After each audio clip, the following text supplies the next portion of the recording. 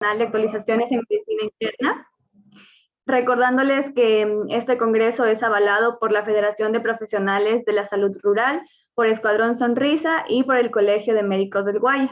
El día de hoy nos acompaña en calidad de ponente la señorita universitaria María Belén García Ventimilla, quien actualmente cursa el 9º semestre de medicina en la Universidad de Guayaquil. Es miembro activo de la Asociación de ASOCEM UG y es creadora de contenido en Instagram. El tema que ella nos va a dar a conocer es la hipertensión arterial, el tratamiento, el diagnóstico y la manera de controlar. Espero que sea de su agrado y estén muy atentos. Gracias. Bueno, hola, buenas tardes. Bueno, primero que todo, agradecida tanto con Asociación Mujer como a Escuadrón Sonrisas, la Federación de Profesionales de Salud Rural, por eso, por la invitación y la acogida y la confianza. Pues como les dijo la moderadora, me presento, mi nombre es María Belén García Vintimilla, estudiante de 9º semestre, es el 5º año de Medicina en la Universidad de Guayaquil. Como les dijo, miembro activo de Asociación Mujer, y también ahorita tengo un perfil en Instagram que se llama Te enseño lo que me enseñan, el @ está ahí en la pantalla. Y bueno, aquí lo que hago es subir contenido médico de todo tipo que considero que es práctico y clave para el ejercicio de nuestra carrera. Las diapositivas de esta charla están subidas en mi perfil de Udox, que se llama Te enseño lo que me enseñan. Ya ahí también ustedes me buscan, se crean una cuenta, todo gratis. Y bueno, en el primer perfil, ahí encontrarán el primer perfil que sale es mi perfil de Udox, y podrán descargar las diapositivas, guardarlas, compartirlas, etcétera. O sea, todo lo que ustedes quieran. Ya, bueno, aparte de esas diapositivas también hay otros más documentos que he estado subiendo y que igual en estos días también trataré de subir más, y para que estén pendientes por si alguno de estos documentos que he subido, que vaya a subir, crean ustedes, consideren que son de su utilidad.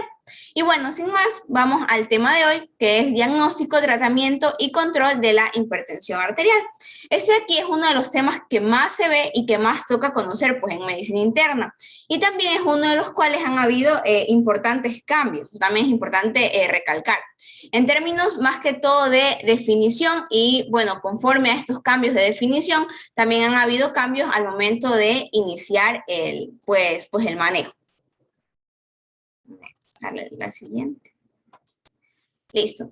La idea es hacer como un recorrido, un update de todas estas guías existentes y determinar qué diferencias hay entre estas guías, enfocándonos principalmente en la guía de la AJA, que es la americana, también en la guía europea, que es la ESC, también un poco en la británica, que es la NICE, la NICE, en la internacional, que es la ISH, y también lo que nos dice, pues claro está, el Ministerio de Salud Pública aquí en el Ecuador. Bueno, esta aquí es la distribución en porcentaje a nivel mundial de pacientes con hipertensión arterial. O sea, da igual en qué parte del mundo estemos, ustedes se metan donde se metan, van a encontrar pacientes con hipertensión arterial. Decía en una charla en algún momento, un profesor mío, y también se los dije en alguna charla que di de farmacología en algún momento de mi vida, que da igual que en qué parte del mundo estemos. O sea, no es que yo voy a acabar mi carrera y ya me voy de Ecuador, me la saco de Ecuador, como me escapo de Latinoamérica y ya voy a dejar de ver hipertensión arterial. Pues no, da igual el país, el continente, tengan por seguro y tengamos por seguro, demos por sentado que vamos a tener que saber diagnosticar y tratar a los pacientes con hipertensión arterial, ¿ok? Listo. El 30% de la población mundial tiene hipertensión arterial y eso está yendo en aumento. En América Latina, el país con la mayor prevalencia de hipertensión arterial es el Ecuador. Y la primera causa de muerte es la enfermedad cardiovascular secundaria. Un 46% de la población ecuatoriana tiene hipertensión arterial, y lo triste de este asunto es que solamente un 15% de esta población que se sabe que es hipertensa tiene un control adecuado de sus cifras de hipertensión arterial. Tener la hipertensión arterial duplica el riesgo de enfermedad cardiovascular. En otras palabras, cuando ustedes encuentren un paciente que no está cumpliendo con la medicación y que tiene hipertensión arterial, tienen que decir, a ver, ok, o sea, centrándonos, este paciente se me puede morir, o sea, tiene el doble de posibilidades de morir por cualquier enfermedad cardiovascular en comparación al resto de la población, o sea, tiene el doble de posibilidades de morir de accidente cerebrovascular, tiene el doble de posibilidades de morir de infarto agudo de miocardio, etc. Otro punto es que tanto el paciente como la familia van a gastar muchísimo dinero. Y sí, puede estar afiliado al seguro, puede tener un seguro privado, pero no es barato ni fácil tener un paciente con ACV, por ejemplo, o tener en casa un familiar con alguna insuficiencia cardíaca secundaria a hipertensión arterial. Hay que llevar a los controles, hay que llevar a la medicación, etc. Y cabe mencionar que aquí la vaina es que viene en combo, ¿ok? Nuestro paciente sí tiene hipertensión arterial, pero no tiene solo hipertensión arterial, va a tener hipertensión arterial con diabetes, va a tener hipertensión arterial con insuficiencia cardíaca, va a tener hipertensión arterial y aparte la señora me viene embarazada, ¿ok? Ahora, teniendo esto claro, vamos entonces a empezar diciendo que la hipertensión arterial es el principal factor de riesgo cardiovascular mayor. Va a tener una etiología multifactorial, es decir, va a tener un componente genético y tiene un componente también ambiental, pero que todavía no se sabe muy bien en términos fisiopatológicos qué es lo que lleva per se a la hipertensión primaria. Y por eso mismo es que los manejos son únicamente para disminuir esa presión arterial sin lograr un efecto curativo como tal. Ha habido, como ya habíamos mencionado, múltiples cambios en las definiciones. Y esos cambios a nivel epidemiológico han generado una repercusión a nivel de la prevalencia y la incidencia que hay de la hipertensión arterial a nivel mundial. De hecho, esta nueva definición que nos da la AJA a nivel de Estados Unidos provocó que la población hipertensa pasara de ser del 32 al 46% de la totalidad de la población norteamericana, lo cual es una gran cantidad de personas, o sea, literal son 31 millones de personas nuevas hipertensas. ¿Ya? Y algo importante también es tener en cuenta que no tiene solo que ver, aquí no tiene que ver con el cambio de la definición, es que en general menos del 50% de los pacientes con hipertensión arterial están en metas, ¿ok? Y si nos vamos a países subdesarrollados, países de tercer mundo, acá Ecuador, se dice que menos del 10% de los pacientes están en metas. Y como vamos a ver más adelante, la hipertensión genera una gran repercusión a nivel de múltiples órganos en el sistema y por ende es importante manejarla, es importante tener a nuestro paciente en metas, que luego vamos a ver las metas, pero porque de esta forma, manteniéndolo dentro del rango de metas, es la forma en la que nosotros podamos evitar precisamente que haya una repercusión a nivel cardiovascular. Ahora, hablando de la fisiopatología, okay, vamos a ver cuáles son los factores que intervienen en la presión arterial. Los factores que intervienen son básicamente dos, que son el gasto cardíaco y la resistencia vascular periférica, ¿ok? Ya, el gasto, es decir, la presión arterial es igual al gasto cardíaco por la resistencia vascular periférica, lo que quiere decir que una elevación tanto del gasto cardíaco, una elevación tanto del gasto cardíaco como de la resistencia vascular periférica va a generarme una elevación en la presión arterial, ¿ok? Listo. Entonces, definamos cada uno de estos conceptos. ¿Qué es el gasto cardíaco? El gasto cardíaco es la cantidad de sangre que es expulsada por el corazón a todo el organismo durante aproximadamente 1 minuto. En cambio, la resistencia vascular periférica básicamente se refiere a los cambios que pueden llegar a sufrir los vasos sanguíneos o las arterias. Puede ser en este caso cambios en diámetros o cambios incluso en la resistencia vascular. Bien, entonces, tenemos aquí la presión arterial, como ya dijimos, que depende de dos factores, que son el gasto cardíaco y la resistencia vascular periférica. Para comprender bien estos conceptos, veamos también de qué dependen cada uno de ellos. El gasto cardíaco, a su vez, depende del volumen sistólico y también va a depender de la frecuencia cardíaca. El volumen sistólico o volumen inyectado no es nada más que el volumen de sangre que expulsa el corazón hacia la arteria aorta o a la arteria pulmonar durante cada sístole o durante cada contracción del corazón. Ahora, ese volumen sistólico, ¿de qué depende? Depende principalmente del volumen intravascular, es decir, de la cantidad de sodio que hay a nivel intracelular, o sea, dentro de la célula. Por otro lado, la frecuencia cardíaca se refiere básicamente a la cantidad de latidos que tiene una persona por minuto. Ahora, ¿de qué va a depender esta frecuencia cardíaca? Depende principalmente del sistema nervioso autónomo, pues este sistema nervioso autónomo puede encargarse de subir esta frecuencia cardíaca, y si esta frecuencia cardíaca pues sube, el gasto cardíaco va a subir, y si el gasto cardíaco sube, recuerdan la fórmula, la presión arterial también va a subir. Ahora, ¿a partir de quién controla la frecuencia cardíaca este sistema nervioso autónomo? Lo controla principalmente a partir de sus receptores alfa adrenérgicos y beta adrenérgicos. Dentro de los receptores alfa adrenérgicos, los que más nos interesan son principalmente los alfa 1 y los alfa 2. Por el contrario, los receptores beta adrenérgicos son 3. Los beta 1, los beta 2 y los beta 3. Los más importantes aquí son los alfa 1 y los beta 1 adrenérgicos, ¿ok?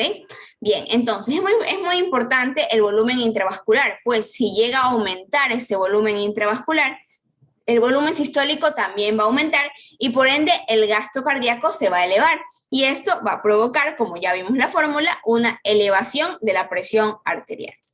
El volumen, en el sistema nervioso autónomo, aquí también activa a los receptores. ¿Y qué es lo que pasa? La frecuencia cardíaca se va a elevar cuando esto activa a los receptores. Y por ende el gasto cardíaco también se eleva y también se va a elevar la presión arterial. ¿Ok? Ahora, por otro lado, la resistencia vascular periférica, ¿cómo es que llega a alterarse? Se llega a alterar a partir de dos sistemas, que son los que vemos aquí. El sistema renina-angiotensina-aldosterona y los mecanismos vasculares. El sistema renina-angiotensina-aldosterona, que ya sabemos que como principal función tiene provocar vasoconstricción, ya que llegaría a afectar el diámetro y la resistencia de los vasos sanguíneos y por lo tanto provocaría una elevación ¿de qué? De la resistencia vascular periférica, que a la larga provocaría una elevación de la presión arterial. Y finalmente tenemos a los mecanismos vasculares, que básicamente se refieren a una vasodilatación o a una vasoconstricción que puede haber en los vasos sanguíneos. Y bien, así es como logramos entender cuáles son estos factores que intervienen en la presión arterial. El gasto cardíaco, de aquí, y la resistencia vascular periférica, ¿ya? Nos podemos dar cuenta nos podemos dar cuenta fácilmente que hay dos sistemas súper importantes que son los que se encargan de controlar y, intervienen en esta presión arterial, ¿ok? Que ya los habíamos mencionado, que son el sistema renina-angiotensina-aldosterona y los mecanismos vasculares. Ahora, la fórmula, ¿verdad? La repetimos. La presión arterial es igual al gasto cardíaco por la resistencia vascular periférica, ¿ok? Una elevación en cualquiera de estos dos va a provocar una elevación en la presión arterial. ¿Ok? El sistema nervioso simpático, ¿cómo es que eleva la presión arterial? Aquí vamos al sistema nervioso simpático. ¿Cómo es que lo eleva? Lo eleva a partir de los adrenoreceptores, tanto los beta 1 como los alfa 1. ¿Ya? Entonces, ¿qué es lo que va a pasar? Pues va a aumentar la activación de los adrenoreceptores beta 1 cardíacos, donde se encuentran estos adrenoreceptores beta 1, pues en el corazón.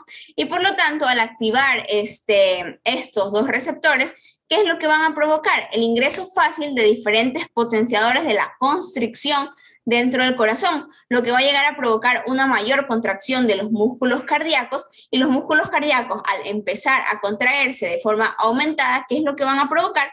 Van a provocar un aumento en el gasto cardíaco. Bien, por otro lado, ¿qué es lo que pasa con los adrenoreceptores alfa 1? Estos aquí se encuentran en el músculo liso principalmente. Por lo tanto, ¿y dónde se encuentran este músculo liso? Se encuentran principalmente en los vasos sanguíneos, ¿ya? Entonces, ¿qué va a pasar? va a haber una vasoconstricción en este músculo liso, lo que va a provocar una elevación o una activación de los adrenoreceptores alfa 1 en este músculo, llegando a provocar una vasoconstricción en los vasos sanguíneos, lo que a su vez o por ende provocará un aumento de la resistencia vascular periférica. Ya, y como dijimos, tanto el gasto cardíaco como la resistencia vascular periférica van, si esto es aquí, si cualquiera de los dos se eleva, va a provocar una elevación de la presión arterial. Y listo, así es como el sistema nervioso simpático logra elevar la presión arterial en un paciente que pues tiene hipertensión. Ahora, ¿cómo es que se eleva a partir del sistema renina-angiotensina-aldosterona? Se provocará un descenso del flujo sanguíneo renal. Si el flujo sanguíneo renal se encuentra disminuido, pues ¿qué es lo que va a pasar? Se activa el sistema renina-angiotensina-aldosterona. ¿Y cómo comienza este sistema? Pues primero tenemos aquí que ocurre una elevación de la renina. La renina escinde a la angiotensina 1 y esta angiotensina 1 a su vez escinde a la angiotensina 2 con la ayuda de la enzima convertidora de angiotensina. Una vez que tenemos a esta angiotensina 2, esta se va a encargar de diferentes funciones, entre ellas la principal es de inducir a la vasoconstricción. Por lo tanto, al inducir a la vasoconstricción, ¿qué es lo que va a lograr? Va a lograr aumentar la resistencia vascular periférica. Y si esta resistencia periférica se aumenta, ¿qué es lo que va a aumentar también? Pues claro, la presión arterial. Ok, pero eso no acaba simplemente aquí. El sistema renina-angiotensina-aldosterona también esta angiotensina 2 va a escindir o se va a transformar en lo que se denomina la aldosterona, el sistema renina-angiotensina-aldosterona. Ya se va a escindir la aldosterona. Ya, y va a haber un aumento de esta aldosterona, aquí podemos ver en la flecha. Ya, ¿y qué provoca? O sea, sí, este aumento de aldosterona, ¿qué es lo que va a provocar? También va a provocar vasoconstricción, ¿ya? Y por ende, una resistencia vascular periférica. Pero no solo va a provocar vasoconstricción, sino también va a provocar retención de agua y sodio. ¿Ok? Entonces, ¿qué es lo que esta retención de agua y sodio que va a pasar? Va a aumentar el volumen, el volumen sanguíneo. ¿Ya? Y al aumentar el volumen sanguíneo también se va a aumentar el gasto cardíaco. Y al aumentar el gasto cardíaco, pues, ¿qué es lo que va a pasar? Es uno de los componentes para que se eleve la presión arterial. ¿Ya? Y este es otro de los mecanismos por los cuales se va a elevar la presión arterial. Listo. Ahora,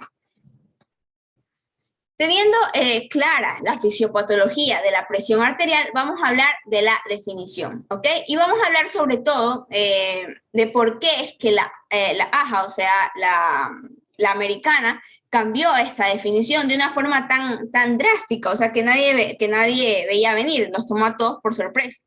Ya, en este estudio se evidencian cómo los cambios en los valores de la hipertensión han provocado variantes, más que todo porcentuales, y estas variantes porcentuales han sido gigantes, ¿ok? Miren aquí, del 31.9% al 45.6% de pacientes hipertensos, ¿ok? Eso aquí ha habido un gran aumento de pacientes hipertensos, literal un 13.7%. Bueno, en cuanto al manejo farmacológico, no ha habido un gran cambio, desde el 34.3% al 36.2%, pero algo que sí es importante y digamos que repercutiría en el hecho de tener que adicionar un manejo farmacológico, es que la población que está por fuera de la meta aumentó muchísimo, pasó del 39% al 53.4% con la nueva definición de la AJA. ¿Ya? ¿Y qué es importante aquí? O sea, ¿qué tiene que ver esto? Pues esta es una de las principales críticas que se le ha hecho a la guía de la AJA. La guía de la AJA de la nada y sale y de un día para otro nos dice, hey, hay 31 millones nuevos de hipertensos, o sea, y 7.9 millones de hipertensos que van a tener que requerir un nuevo manejo farmacológico o adicionar un manejo farmacológico, ¿ya? Lo cual, digamos que podría hacernos como dudar o por lo menos nos hace tener como la crítica ahí, tener en la cabeza que algo de interés por parte de las farmacéuticas hay ahí de por medio. Ya, la razón por la cual esta guía de la AJA, que lleva manejando estos valores desde el 2017 hasta la actualidad, ha recibido bastantes críticas. ¿ya? Pero, ¿qué es lo que dice la AJA? O sea, ¿cuál es la excusa para estos cambios extremos? Ok, anteriormente siempre hablábamos de que un paciente hipertenso era aquel paciente con cifras tensionales de forma sostenida por encima de 140, 90 en consulta. La AJA llega y nos dice, no, que ahora es de 130, 80, ¿ya? Y la pregunta es, ¿por qué? O sea, y obviamente ahí se da la razón de que por qué han aumentado tantos estos pacientes. O sea, antes era 140, 90 y ahora de un día para el otro nos dice, no, ahora es de 130, 80. Entonces, todos esos pacientes que estaban en ese rango, ahora ya pasan a ser hipertensos, ¿ya? Entonces, como que no tiene mucha lógica. Entonces, todos nos preguntamos por qué. Y ante esta respuesta, la gran mayoría de personas suelen decir que es debido a un estudio del cual vamos a hablar más adelante, que es el SPRINT, que fue un estudio que demostró que tener a los pacientes en metas no de 140-90, sino de 120-80, les disminuía los desenlaces cardiovasculares mayores. ¿Ya? Pero ¿qué es lo que pasa? Como bien dijimos, este estudio está creado para definir metas en un manejo en el tratamiento de un paciente que se diagnosticó con 140-90. ¿Ok? O sea, ese estudio no demuestra que diagnosticar de forma más temprana o con cifras tensionales menores realmente sea beneficioso en cuanto al riesgo cardiovascular. Sin embargo, digamos que hay otra evidencia por la cual la guía de la AJA dice que ellos cambian la definición. Y es que hay un metaanálisis en el cual se evidencia que a partir de 115 milímetros de mercurio de presión arterial sistólica y a partir de 70 incluso milímetros de mercurio de presión arterial diastólica, por cada 20 milímetros de mercurio que aumenta la sistólica y 10 milímetros de mercurio que aumenta la diastólica, se duplica este riesgo de enfermedad cardíaca y stroke. Y que por eso ellos hacen este cambio en la definición, ¿ya? Y bueno, como les habíamos dicho, ¿qué críticas han habido? Bueno, ¿qué quejas ha habido conforme a esto, con lo que nos dice la AJA? Es que realmente si uno se pone a ver, sí pareciera que hay una gran influencia del estudio de SPRINT para hacer este cambio de la definición, porque estos estudios existían desde antes, o sea, no es algo así como una evidencia nueva que haya demostrado que desde 115 milímetros de mercurio uno tiene un aumento en la mortalidad o un aumento en el riesgo cardiovascular por el hecho de tener una presión arterial sistólica mayor a este 115. Entonces sí, hay una crítica que se ha realizado, han estado rolando estos chismes de las farmacéuticas y así, pero el sustento para cambiar la definición, digamos que es el de 115, y bueno, sí, tiene sentido, y la AJA ha dicho que es esta es la razón, no tanto del estudio del SPRINT, sin embargo, igual después lo vamos a ver y también basa ciertos cambios ahí, ¿ok? Bien, ya. Pero ¿por qué es importante esto? ¿Ya? La otra crítica que habría que hacerle, que aparte de disminuir tanto la definición de la hipertensión arterial, es que existe esta curva J en la hipertensión arterial, ¿ya? Este es un fenómeno que se conoce como curva J. ¿Y qué quiere decir esto? Que hay un valor óptimo, que es este de aquí, ¿ya? A partir del cual definitivamente tenemos el menor riesgo cardiovascular posible en estos pacientes. O sea, aquí tenemos el menor riesgo cardiovascular en nuestros pacientes. Cifras por encima de este valor van a aumentar el riesgo cardiovascular. Sí, pero cifras menores a este valor también van a aumentar el riesgo cardiovascular. O sea, hacia acá también aumenta el riesgo cardiovascular y hacia acá también. Entonces aquí otra parte de la crítica que se le hace a la AJA con esta nueva definición, porque bueno, sí, les tenemos que bajar la presión arterial a nuestros pacientes, pero ¿a cuánto? ¿Y qué tan beneficioso va a ser diagnosticar con cifras más bajas para así bajar más la presión arterial de una forma mucho más drástica, que ya podemos generar de pronto que empecemos nuevamente a subir en esta curva J hacia acá y que eso aumente la mortalidad en nuestros pacientes, ¿ok? Bueno, voy a cambiar de diapositiva. Ya. Y con esto claro, pues, ¿cuáles son las definiciones que nos dan las guías? En la AJA vamos a hablar de que el paciente hipertenso es cuando tiene cifras tensionales de 130-80, ¿ok? En la europea, en la británica, en la internacional y en el Ministerio de Salud Pública permanecemos con cifras de 140-90. Hablando ya de la presentación clínica, sabemos que realmente el paciente hipertenso no tiene una presentación clínica como tal. Sí hay algunos que pueden tener mareos, hay algunos que pueden tener cefalea, pero estos aquí son la minoría. O sea, la gran mayoría de los pacientes son asintomáticos, por lo cual a la hipertensión, no sé si han escuchado que se la llama el asesino silencioso. ¿Ok? Sabiendo eso y que el paciente no se va a presentar con síntomas, lo que hay que hacer entonces es tamizarlos de una forma adecuada para determinar quién es hipertenso y quién no. Y en aquellos que se encuentren en cifras tensionales en un rango de hipertensión, hacer la confirmación diagnóstica, que es un punto del que hablaremos más adelante. Esperen, déjenme aceptar algunos. Listo. Ahora, ¿qué nos dicen las guías? La guía de la AJA no da ninguna recomendación en cuanto a cómo debe hacerse el tamizaje, pero por su parte la guía europea sí nos da esta recomendación. Nos dice que si un paciente en consulta se le encuentra una presión arterial óptima menor a 120/80, se le hace el monitoreo a los 5 años. Si tenemos una presión arterial normal, que es entre 120, 130 la sistólica y 80, 85 la diastólica, se le repite cada 3 años. Si tenemos un paciente con presión normal alta de 130 a 140 la sistólica y de 85 a 90 la diastólica, vamos a repetir anualmente. Y si tenemos un paciente que definitivamente está en rangos de hipertensión en la consulta, vamos a hacer la confirmación del diagnóstico con estas herramientas que vamos a ver en un ratito.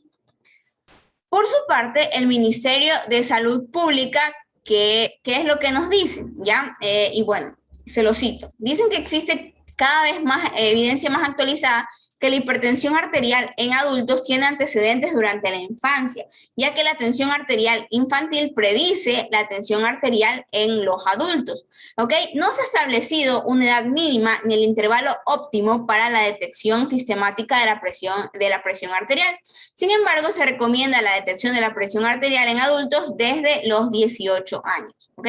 Además, también se recomienda obtener mediciones fuera del entorno clínico para confirmar el diagnóstico antes de comenzar un tratamiento como tal. ¿Ok? También nos dice que la guía del Ministerio de Salud Pública no aborda la hipertensión arterial en niños, pero es importante mencionar que varias organizaciones recomiendan la toma de la presión arterial de forma rutinaria en las consultas de los niños sanos a partir de los 3 años de edad. Y bueno, ¿cuáles son las recomendaciones que nos da el Ministerio de Salud Pública? Todas las personas mayores a 18 años deben ser evaluados para la detección de la presión arterial elevada. ¿De qué? De la siguiente manera. Los adultos con presión arterial normal deben reevaluar su presión arterial cada año. Y los adultos con factores de riesgo, como por ejemplo obesidad o con presión arterial sistólica medida previamente de 120 a 129 milímetros de mercurio, deben ser evaluados al menos semestralmente. Y listo, tenemos claro que el tamizaje es importante y que este tamizaje se realiza en la consulta externa. Y de esta forma sabremos qué es lo que tenemos que hacer. Y también cabe recalcar que todo el personal de salud que se dedique a la toma de la presión arterial, sea enfermero, sea doctor, sea practicante, sea estudiante, sea interno, sea residente, etcétera, debe hacer una adecuada toma de la presión arterial, porque como vamos a ver más adelante, la mala técnica en la toma de la presión arterial genera unas variaciones bastante importantes y significativas en cuanto al valor de la presión arterial, sobre todo la diastólica en cuanto a los pacientes. Y bueno, ¿qué nos dicen las guías? Ya, ¿cómo es que debemos tomar esta presión arterial? En primer lugar, puedes preparar al paciente, ¿no? Idealmente deberíamos tener un paciente que lleva más de 5 minutos en reposo, pero eso digamos que sabemos que es como imposible, como utópico, ¿verdad? Pero por lo menos tener al paciente lo más relajado posible, sin nada adicional, o sea, que no haya hecho ejercicio, que no haya tomado cafeína, que no haya tenido algún exabrupto en ese momento de la consulta, ¿ya? Y ningún otro evento que pueda falsear hacia alta la presión arterial. ¿Qué más? Aplicar la técnica adecuada, que el paciente esté sentado, debe tener los 2 pies sobre alguna superficie, el brazo tiene que estar alzado hacia la altura del corazón pero este brazo a la altura del corazón debe estar con algún soporte, es decir, el paciente no puede tener ahí el brazo guindado haciendo contracción muscular, no, sino que este brazo debe estar completamente relajado, levantado a la altura del corazón. Hay que usar el tamaño correcto del brazalete. ¿Qué más? Tomar las medidas, idealmente estas medidas tomarlas en ambos brazos, determinar si hay alguna diferencia significativa, que usualmente se define como mayor a 10 milímetros de mercurio, y si es así, repetir, pues, tomarle otra vez la presión arterial, idealmente en el brazo que salió alto. ¿Ok? El punto es tener un paciente en condiciones óptimas, descansados, pies apoyados, y no tener condiciones que me vayan a falsear esta presión arterial. Y de ahí ya, pues, depende del médico hacer una adecuada técnica con un adecuado instrumento para la toma de la presión arterial. El hecho de tener una mala posición puede elevar hasta 12 milímetros de mercurio la presión arterial sistólica. Y el simple hecho de que el paciente esté hablando mientras se toma la presión arterial puede elevar de 8 a 15 milímetros de mercurio la presión arterial sistólica. Tener las piernas cruzadas, tener el brazo levantado, tener las piernas flotando, no tener el brazo apoyado, todas estas condiciones, como les había mencionado anteriormente, pueden elevar esta presión arterial y nos pueden dar un falso diagnóstico o por lo menos una falsa sospecha de hipertensión arterial. Bueno, una vez que en el tamizaje hemos encontrado a nuestro paciente en consulta hipertenso, pues lo que tenemos que hacer es la confirmación diagnóstica. Para confirmar el diagnóstico tenemos tres posibilidades: el mapa, el AMPA y la consulta. El mapa es el monitoreo ambulatorio de la presión arterial y este aquí es automatizado con el famoso Holter, ¿verdad? El AMPA es el automonitoreo de la presión arterial, o sea que el paciente se va a tomar por su cuenta o alguien en su casa le ayudará a tomarse la presión arterial. Y en consulta, que va a hacer que el paciente, cuando venga al control, a nosotros le vemos si persiste o no persiste la hipertensión. En cuanto al mapa, el mapa va a valorar 24 horas la toma de presión arterial, va a tomarla cada 20 minutos durante el día y cada 30 minutos durante la noche, y nos va a sacar un promedio de las 24 horas del día y de la noche.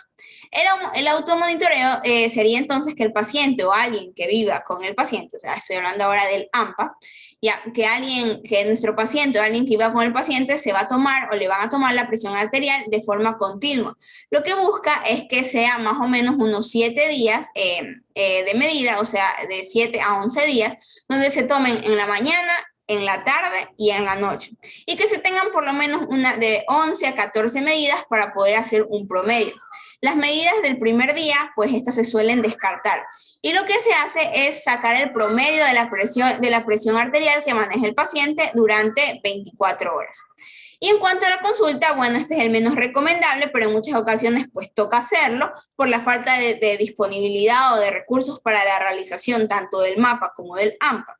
En la consulta lo que se busca es que sean 3 visitas separadas, por lo menos por una semana, en las cuales el paciente persista con cifras tensionales en rango hipertenso. La pregunta ahora es, ¿cuál va a valorar mejor o cuál utilizar o cuál no utilizar entre estas? ¿Ya? ¿O cuál sería entre el mapa y el AMPA? Porque ya sabemos que la consulta es la menos adecuada, pero se la utiliza por falta de recursos. Bueno, entre el mapa y el AMPA, en términos diagnósticos de la presión arterial, podríamos decir que el uso o la utilidad entre estos dos es similar. O sea, los dos me van a ser útiles y me van a ser sensibles y específicos, más que la consulta para la toma de la presión arterial, para diagnosticar esta hipertensión. Lo que cambia es que el mapa me va a valorar la presión arterial aquí, durante la noche, ¿ya? En cambio, el AMPA no, el AMPA me lo va a tomar pues la persona mientras esté despierta, el familiar mientras esté despierta. En cambio, en el mapa lo va a hacer mientras está dormida, ¿ok? Entonces, fisiológicamente todos nosotros tenemos un fenómeno que se llama el fenómeno del Dipper, y este fenómeno consiste en que mientras dormimos se debe disminuir más del 15% de la presión arterial de nuestro cuerpo, y esto aquí es fisiológico, o sea, completamente normal. Cuando uno no tiene Dipper es un paciente que tiene un mayor riesgo cardiovascular. Entre el 15 y el 10% están en riesgo, o sea, entre el 15 y 10% de Dipper está en riesgo, y si es menor al 10%, pues definitivamente no tiene Dipper. Ya, bueno, esto claramente se relaciona mucho con el síndrome de apnea obstructiva del sueño, o sea, el SAO, estados, pero tiene un mayor riesgo cardiovascular en general por el simple hecho de no hacer DIPER. Entonces el mapa me va a permitir valorar este fenómeno en estos pacientes, sea que le estemos confirmando el diagnóstico o sea que le queramos hacer un seguimiento de su presión arterial una vez ya se le haya aplicado el manejo antihipertensivo. Hay ciertas ocasiones o condiciones en las cuales no es necesario realizar la confirmación diagnóstica. Eso es cuando tenemos una presión arterial sistólica mayor a 180 y diastólica mayor a 120, ya que es lo que se conoce como crisis hipertensiva. Cuando tenemos una presión arterial sistólica mayor a 160 o presión arterial diastólica mayor a 100 con daño de órgano diana, eso también, con daño de órgano diana por la hipertensión, tampoco sería necesario hacer la confirmación diagnóstica y podríamos iniciar de una con el tratamiento. ¿Ya? Bueno, estas serían las indicaciones con las cuales, estas serían las indicaciones con las cuales uno, esperen, sí. Estas serían las indicaciones con las cuales uno podría considerar el monitoreo ambulatorio. Lo importante es lo que ya habíamos dicho, uno lo que busca es saber si el paciente me está haciendo una falsa hipertensión en la consulta versus las cifras tensionales que él realmente me maneja en la casa, que es lo que se conoce, no sé si lo han escuchado, como el fenómeno de bata blanca, ya que los pacientes al verse observados o al ver que la presión arterial se la toma un médico, elevan la presión arterial y se encuentran cifras más altas de lo que él realmente maneja. Entonces, por eso se busca confirmar el diagnóstico con medidas dentro del hogar. Cuando tenemos un paciente que ya está en manejo antihipertensivo y queremos saber si está bien controlado o si no está bien controlado, podemos realizar este monitoreo ambulatorio.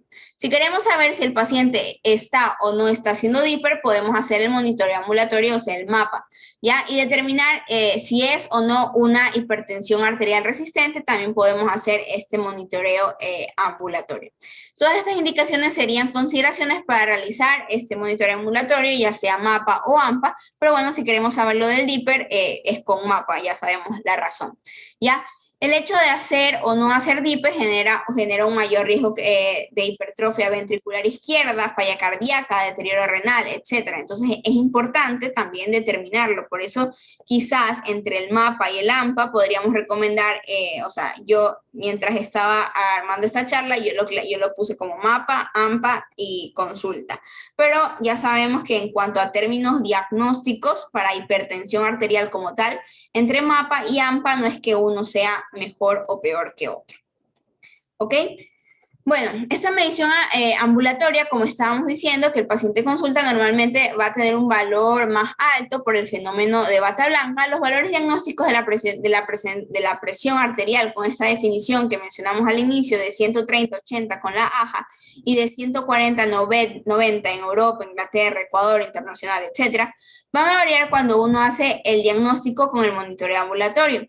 Con el monitoreo ambulatorio para la guía europea, el valor diagnóstico cuando se hace un AMPA, ya, sería de 135-85. Por su parte, cuando se hace un monitoreo ambulatorio o cuando se hace el MAPA, sería un valor de 135 también 85 durante la noche y un valor un valor durante el día de 135-85 y en la noche un valor de 120-70. Y en 24 horas, cuando ya se hace el promedio, un valor de 130-80. ¿Ya? Y con eso digamos que confirmaríamos hipertensión arterial en un paciente según la guía europea, Ecuador, Inglaterra, en la guía internacional, etc. Por el contrario, si nos vamos con las cifras diagnósticas de la AJA, que es de 130-80, hablaríamos en un AMPA, que sea un promedio de 130-80, y un MAPA en el día de 130-80, y en la noche, recuerdan, de 15 a 10% menos, de 110-65, y el promedio en las 24 horas de 125-75. ¿Ya?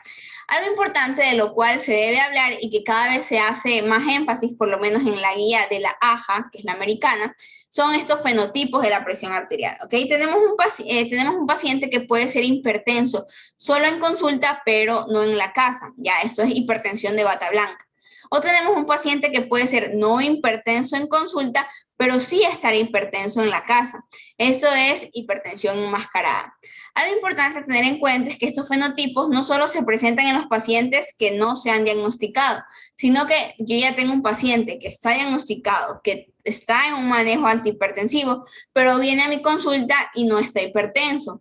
Ya, pero yo no puedo descartarlo. Siempre tengo que tener en mi cabeza la posibilidad de que eso sea una hipertensión arterial enmascarada, que en mi consulta no está hipertenso, pero que en su casa sí me está manejando presiones arteriales elevadas.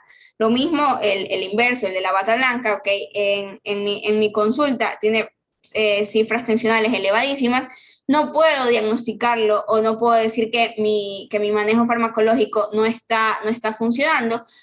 ¿Por qué? Porque si yo le hago el mapa o le hago el AMPA, en la casa me está manejando cifras completamente normales, entonces no puedo descartar mi medicación, tampoco puedo aumentarle otro fármaco, ni puedo aumentarle las dosis, porque le estaría haciendo un daño a mi paciente. Tampoco le puedo diagnosticar, hablando en el caso del diagnóstico, si solo en mi consulta me presenta cifras arteriales elevadas, ¿ok? Tengo que hacer mi confirmación diagnóstica, ¿ok? ¿Ya? Y bueno, esto es más o menos en resumen de lo que hablábamos. El paciente con sospecha de bata blanca, con sospecha de hipertensión enmascarada, lo que hay que hacer es solicitarle el monitoreo ambulatorio y de acuerdo a esto determinar si el paciente tiene hipertensión o no, y si es una hipertensión de bata blanca o si es una hipertensión enmascarada. Ok. Este es un estudio que me pareció bastante interesante, que tiene UpToDate, sobre cómo puede variar este fenómeno de bata blanca cuando toma la presión arterial un doctor o cuando lo toma una enfermera, por ejemplo. Vean que puede variar aquí, esto de aquí es de la enfermera y esto de acá, lo azul es lo del doctor. Ya vean que varía casi 10 milímetros de mercurio la presión arterial sistólica. Ya, y bueno, ¿y a qué se debe esto? A la hipertensión de bata blanca. O sea, los pacientes tienen, no sé, se ponen más nerviosos o al sentirse observados, al estar en consulta, etcétera, pueden elevar su presión arterial, pero no es específicamente que estén hipertensos. ¿Ya? Bueno, ¿qué implicación podría tener esta hipertensión arterial de bata blanca? ¿O qué se sabe de la hipertensión de bata blanca? Se ha visto que sí significa un mayor riesgo de mortalidad cardiovascular en el paciente que no es hipertenso. Lo que pasa es que no se ha visto que manejarlo disminuya este aumento en el riesgo de mortalidad cardiovascular. Entonces ahorita digamos que cuando hablemos del manejo vamos a definir en qué pacientes con hipertensión de bata blanca yo voy a instaurar manejo antihipertensivos y en qué pacientes no voy a hacerlo porque no es necesario o porque no me va a beneficiar lo suficiente. Ya, una vez yo ya tamicé, ya diagnostiqué y ya confirmé el diagnóstico de mi paciente, lo que tengo que determinar es qué tan hipertenso está. Y para eso existen los grados o estadios de la hipertensión arterial. Ya, ahorita digamos que estos estadios son un despelote por el hecho de que cada guía tiene sus propias cifras para determinar cada estadio. Aquí tenemos un cuadro en donde se nos resumen todas las guías, pero vamos a hacer especialmente énfasis en la de la AJA y en la europea, y ahí mismo vamos a ver la del Ministerio de Salud Pública. ¿Ok? La AJA nos dice que tenemos una presión arterial óptima cuando está menor a 120/80, elevada de 120 a 130, 80, grado 1 de 130 a 140, 80, 90, y grado 2 mayor a 140, 90. En cambio, la guía, la europea, nos dice que es óptima menor a 120, 80, normal de 120, 130, 80, 85, normal alta de 130, 140, la sistólica, 80, 90, la diastólica, grado 1 de 140, 160, la sistólica, 90, 100, la diastólica, grado 2, 160, 180, la sistólica, 100, 110, la diastólica, y grado 3, mayor a 180, 110, ¿ok?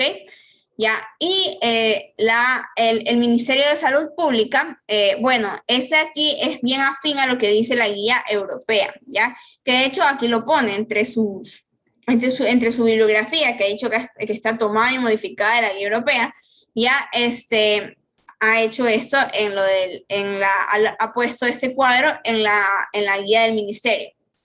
¿ya? Que nos dice que óptima es menor a 120/80, normal de 120/129, y la diastólica 80/84, normal alta 130/139, 85/89, etc. Y ya tenemos hipertensión sistólica aislada cuando es mayor o igual a 140 milímetros de mercurio en la sistólica y mayor a 90 milímetros de mercurio en la diastólica, ¿ok? Y bueno, estos serían los estadios o los grados de los que uno puede determinar la presión arterial en nuestros pacientes. Ya, ahora vamos a hablar de lo que sería la valoración inicial o la aproximación de mi paciente que ya le he diagnosticado hipertensión arterial. Ya, ¿qué estudios hay que hacerle o qué hay que buscarle? ¿Ok? En cuanto a la valoración inicial, digamos que lo que nosotros como médicos buscamos son estos 3 pilares de manejo, que son estos 3 que les he puesto aquí. ¿Ya? Primero, determinar si es posible o no que haya hipertensión arterial secundaria.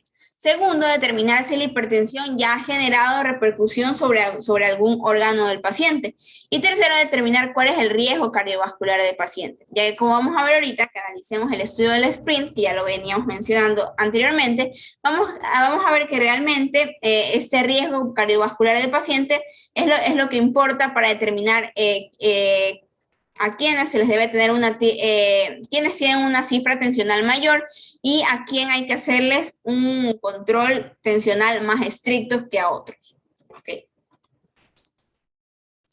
En cuanto a los factores en riesgo en general, tenemos masculino, de raza negra, edad en hombres mayor a 55 años, 65 años en mujeres, tabaquismo, alcoholismo, colesterol total mayor a 190, LDL mayor a 115. Aquí hacemos una acotación importante en cuanto a lo que sería el alcohol. Si nosotros nos ponemos a leer, no vamos a encontrar ninguna guía que diga en términos de riesgo cardiovascular, que nos diga que un paciente debe suspender el alcohol. Ya, pero ¿qué es lo que sucede con el alcohol? Okay, así como hemos mencionado, habíamos hablado de la curva J de la presión arterial, se ha visto que el alcohol también tiene una curva J en cuanto a riesgo cardiovascular y de hipertensión. Es decir, hay un punto óptimo que no es no tomar nada. Y bueno, por encima de este punto óptimo es malo, pero por abajo de este punto óptimo también es malo. ¿Ya? ¿Y cuál es este punto óptimo? ¿Qué es lo que se ha visto? Aproximadamente de 10 a 15 gramos de alcohol en mujeres diarios y aproximadamente de 20 a 30 gramos de alcohol diarios en hombres, ¿ok? Lo que más o menos equivale a 2 tragos en hombres, o sea, una copa de vino, un trago en mujeres como una copa de vino y 2 tragos en hombres, ¿ok? Ya, pero eso no quiere decir que nosotros vamos a ir a nuestra consulta, a nuestro paciente hipertenso y le vamos a decir, hey, usted vaya y tome, compadre, porque el alcohol en un momento puede ser cardioprotector. ¿Por qué no? Porque digamos que los pacientes lo toman mal o lo interpretan mal. Ya suelen irse hacia el otro extremo. Hay algunos que piensan que sus 30 gramos de alcohol los pueden ir ahorrando durante la semana y durante el fin de semana pues se los toman todos. Y no, o sea, ahora nos reímos, pero es verdad, o sea, parece chiste, pero no, es anécdota. Y a la larga lo que vamos a hacer es aumentar la hipertensión arterial de nuestros pacientes, ¿ok? Entonces no le podemos decir, ni siquiera les podemos hacer el comentario de sí, el alcohol puede ser cierto que en algún punto es protector por lo de la curva J, etcétera. No, porque ya conocemos a nuestra gente y no podemos hacerles ese comentario en consulta, ¿ya? Vamos a ver en un rato que la principal causa de hipertensión arterial secundaria es la medicamentosa y entre esas está la alcohólica. ¿Okay? Más factores de riesgo, HDL menor a 40 miligramos sobre decilitros en hombres, menor a 46 miligramos sobre decilitros en mujeres, triglicéridos mayor a 150, prediabetes, obesidad, la circunferencia abdominal mayores a esos diámetros, una historia familiar significativa, o sea, una persona que tenga un papá o una mamá que haya tenido hipertensión arterial antes de los 55 años, en el caso de que el familiar sea hombre, o antes de los 65 años, en el caso del que el familiar sea mujer, y también medicamentos como cuáles, como anticonceptivos orales, alcohol, los AINES, etc. Ya.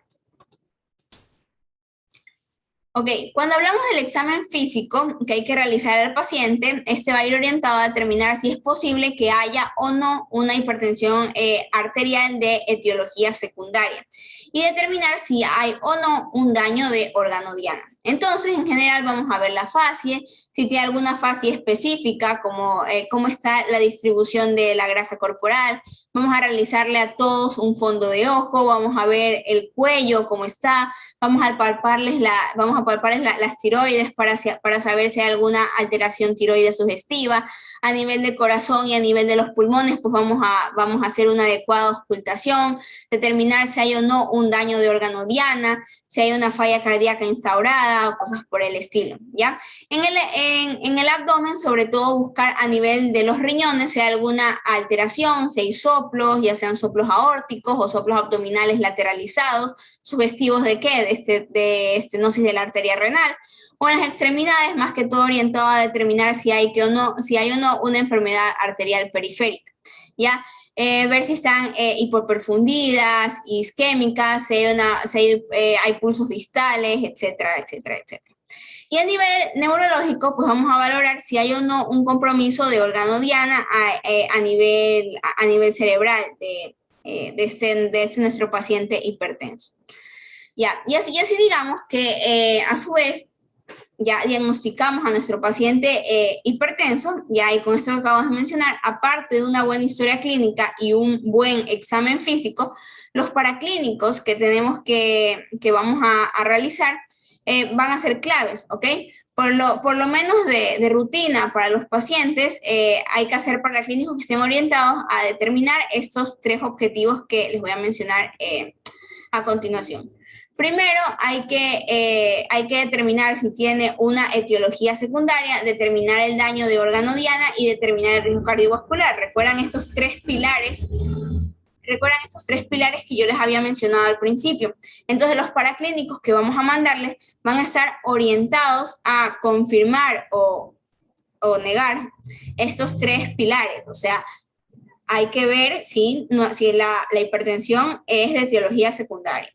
Hay que ver si hay algún daño de órgano diana y hay que determinar, importante también, el riesgo cardiovascular, ¿ok? Tenemos unos enfocados en comorbilidades, otros enfocados en órganos diana, otros enfocados en búsqueda de secundarismo y otros enfocados en determinar el riesgo cardiovascular.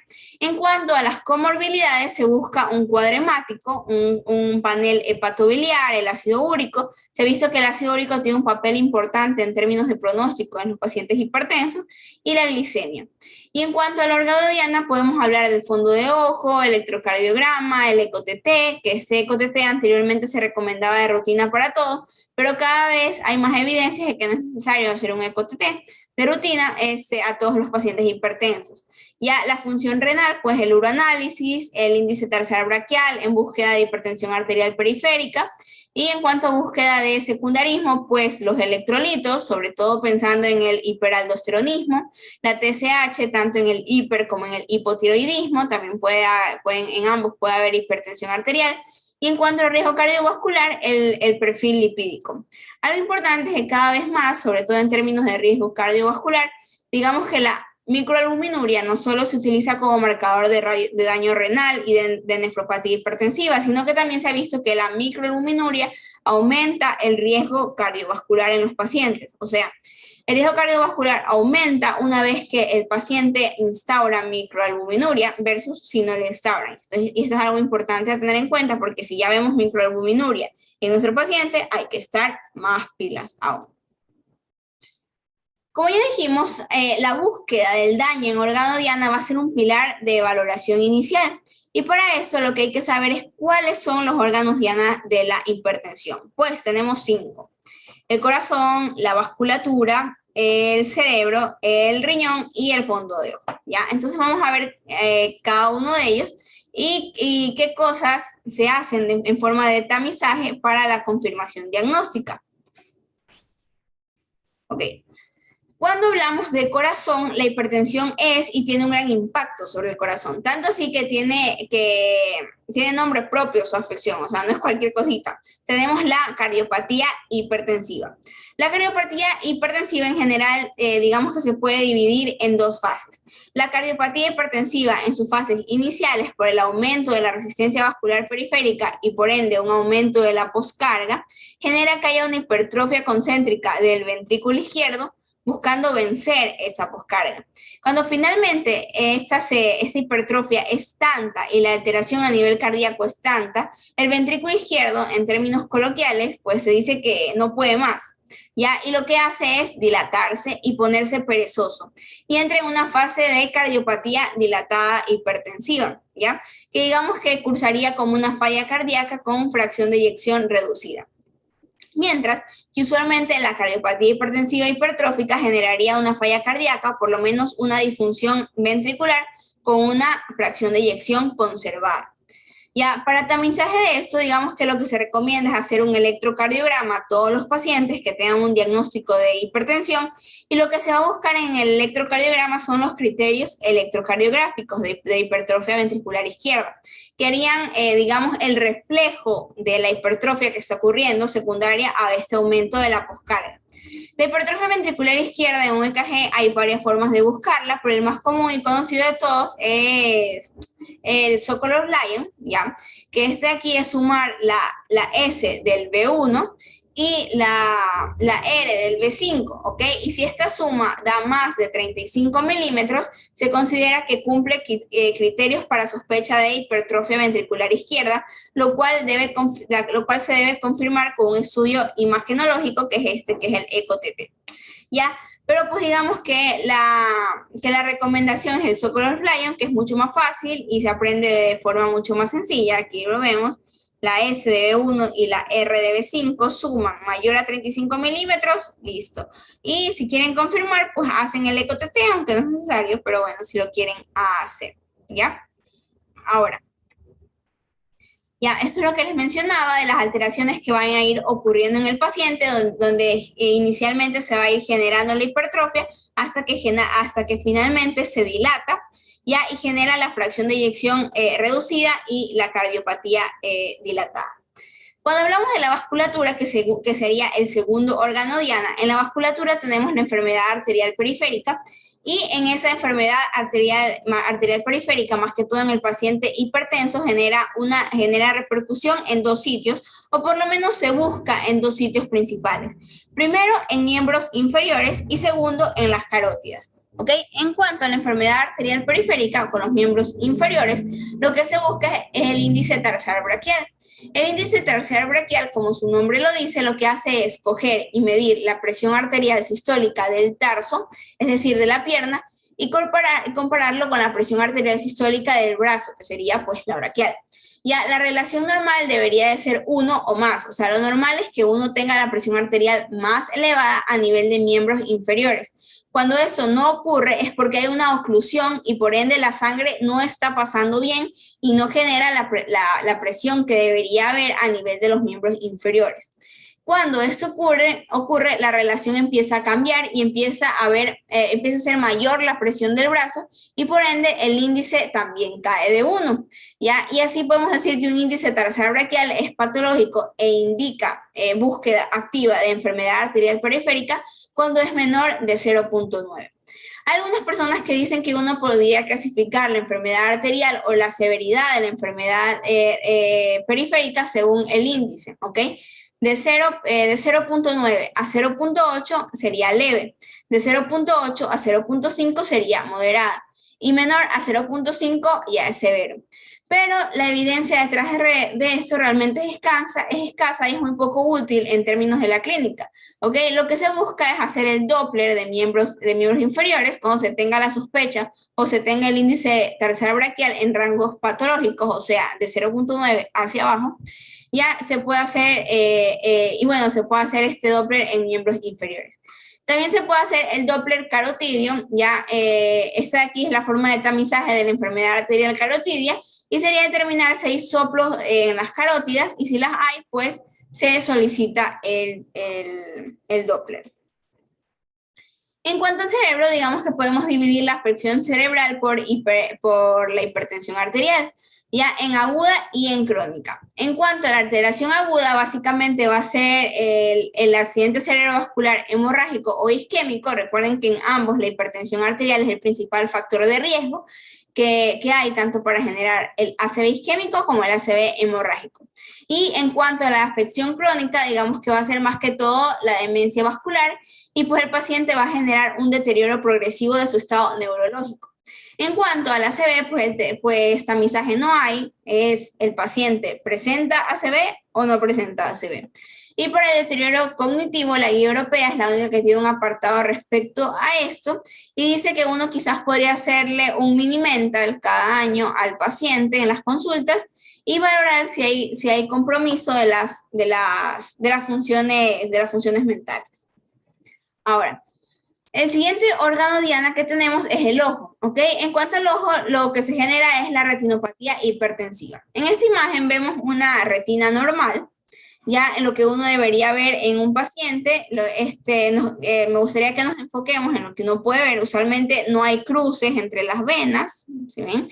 Las arteriolas tienen unas paredes gruesas. Ya en general los vasos sanguíneos tienen paredes dilatadas. ¿Ya? Un dato curioso del ojo es que es el único sitio del cuerpo en donde se pueden ver las arteriolas, ¿ok? En cambio, ¿qué pasa aquí? La retinopatía hipertensiva se va a poder dividir en grados. Grado 1, grado 2, grado 3 y grado 4. El grado 1 va a haber estrechamiento arteriolar, es decir, ya no vamos a ver tan grandes esos vasos. En el grado 2, como dijimos, lo normal es que no se crucen. Cuando hay cruces arteriovenosos, hablaríamos de retinopatía hipertensiva grado 2. En el grado 3 hay un compromiso más severo y ya no se debe a la hipoperfusión, sino que ya después de la hipoperfusión hay una hiperperfusión que lleva exudados algodonosos, microaneurismas y a microhemorragias. Y por último, es el grado 4, que ya sería el paciente que tiene papiledema, ¿ok? Aquí vemos, aquí sería el ejemplo del grado 1 con estrechamiento arteriolar.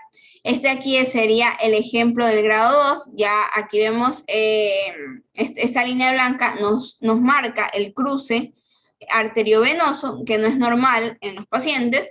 Aquí tenemos un ejemplo del grado 3, que ya vemos microaneurismas, vemos microhemorragias y los exudados. Y aquí ya tenemos el ejemplo del grado 4, que ya es el papiledema, ¿verdad? Es decir, un edema como tal en la papila, ya que no nos permite realizar una adecuada visualización del fondo de ojo.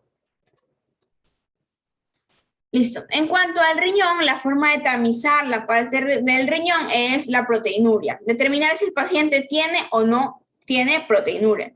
También si hay una alteración anatómica o si se sospecha de una alteración anatómica, se puede hacer un estudio imagenológico. Digamos que lo importante mencionar en la proteinuria es recordar que por lo menos, o según la CADIGO, que es la Kidney Disease, que es la guía esta del riñón, ya no se habla de micro ni de macroalbuminuria, sino que se habla de si el paciente tiene las proteínas de normal a levemente elevadas, una proteinuria moderada, una proteinuria severa, y para eso digamos que se suele utilizar lo que es la tasa de excreción de la albúmina, que esta aquí, si es menor a 30, es proteinuria normal a levemente elevada, entre 30 y 300 es proteinuria moderada, y mayor a 300 ya es proteinuria severa.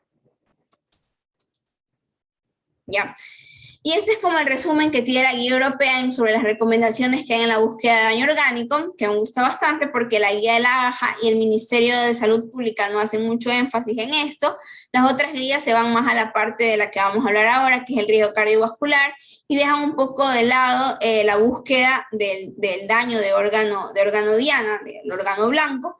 Y este aquí es sumamente importante porque es lo que buscamos prevenir en nuestro paciente hipertenso con el manejo antihipertensivo.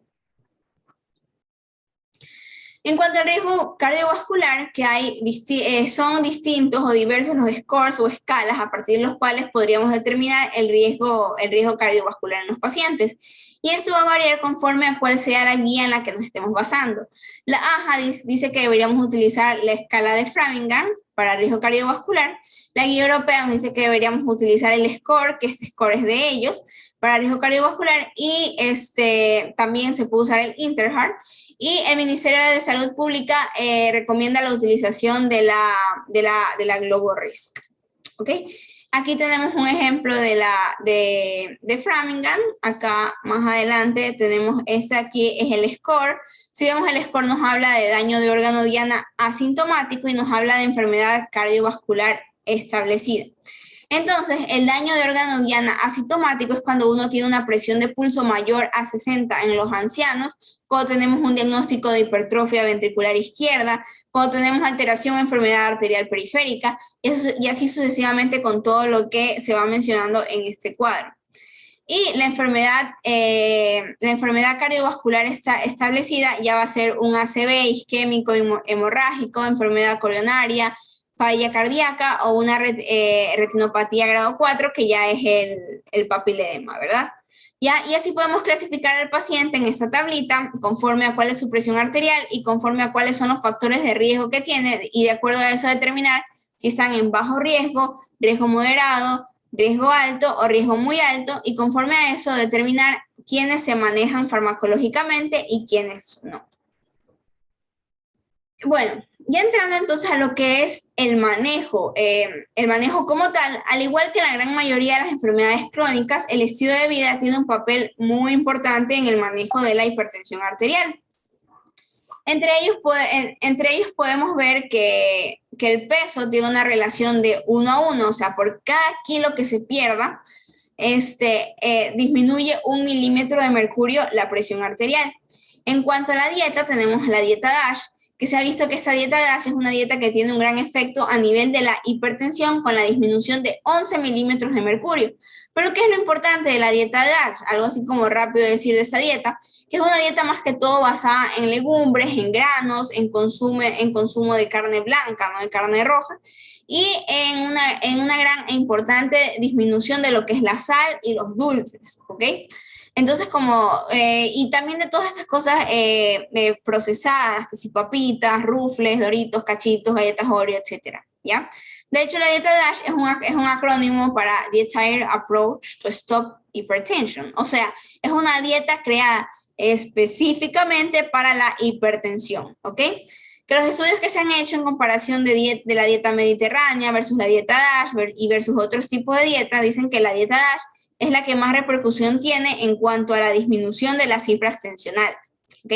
Aparte, disminuir el consumo de sodio y aumentar el consumo de potasio, eso también es algo que nos beneficiaría, o sea, este aumento de consumo de potasio con la dieta. Pero, más con la dieta, o sea, no tanto con el suplemento de potasio, más es con la dieta. ¿Ya? Y conforme a un mayor riesgo porque si nosotros aumentamos el potasio con suplementos de potasio, podríamos acarrear problemas relacionados con la hipercalemia.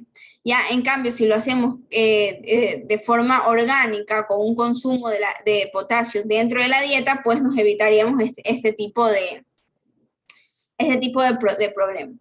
El ejercicio físico, principalmente el aeróbico, es importante, y vamos a hacer énfasis en esto, en aeróbico, que es el que tiene más evidencia para disminuir estas cifras tensionales. Si bien el ejercicio de contracción isométrica, que si las pesas y todo lo demás, sí tiene evidencia de haber disminuido la presión arterial, pero no es tan certera como sí lo es la evidencia de los ejercicios aeróbicos, o sea, no es de la misma magnitud. Y algo importante del ejercicio aeróbico es que sea de 90 a 150 minutos a la semana. Y no es acumulativo, o sea, no es como que el paciente se mata haciendo 150 minutos en un día y luego ya no hace más en toda la semana. Ya, no, o sea, se pueden dividir por lo menos 30 minutos 5 veces a la semana, y uno cumple estos 150 minutos, y eso está comprobado que va a disminuir las cifras tensionales. También reducir el consumo de alcohol, más no suspenderlo, y ya. Bueno. En cuanto al manejo de otros factores de riesgo, es una tabla que propone la guía de la AHA en cuanto a los factores de riesgo modificables y a los factores de riesgo no modificables. Ya, los factores de riesgo no modificables son los que serían tipo, aquí los llaman como fijos o relativamente fijos. Las cosas que digamos que uno debería tener en cuenta para manejar a nuestro paciente hipertenso y también intervenirlo en cuanto si es que estas cifras tensionales requieran nuestra intervención. Y ya nos lleva a este siguiente paso, que es el manejo farmacológico. Y son realmente muchísimos los estudios que hay respecto a esto, en cómo manejar a nuestro paciente. Ya aquí tenemos en un cuadro todos los estudios importantes a rescatar: el ALHAT, el ARCORD, el SPRINT, el IBET, que es el de los ancianos. Ya, entonces hay varios estudios, ya, pero uno debe tener en cuenta, y a partir de estos estudios, que nosotros podemos llegar a una conclusión, y es lo que actualmente tenemos en las guías. Para este manejo farmacológico de la hipertensión arterial, lo primero que hay que saber es a quién hay que dárselo y cuáles son las indicaciones para iniciar un manejo farmacológico, que al igual que los demás puntos hemos hablado, va a variar conforme a cuál sea la guía de la que nos estemos basando. La guía de la AHA nos dice que debemos iniciar un manejo farmacológico cuando tenemos una hipertensión arterial grado 2, es decir, de 140/90. O cuando tenemos una hipertensión arterial grado 1 con algunas de las siguientes: enfermedad cardiovascular establecida, diabetes mellitus, enfermedad renal crónica, o que el paciente tenga un riesgo cardiovascular a 10 años mayor al 10%. Por eso es que decíamos que sea cual sea el score que usemos para el riesgo cardiovascular, el punto es determinar si el riesgo está por encima o por debajo de 10%. La guía europea, por su parte, también nos dice: debemos iniciar el manejo farmacológico de una en cifras tensionales grado 2. Pues digamos que la diastólica, bueno, aquí en lo que nos dice, la diastólica no está como tal en grado 2, pero nosotros al ver ya 160/90, pues podríamos sospechar.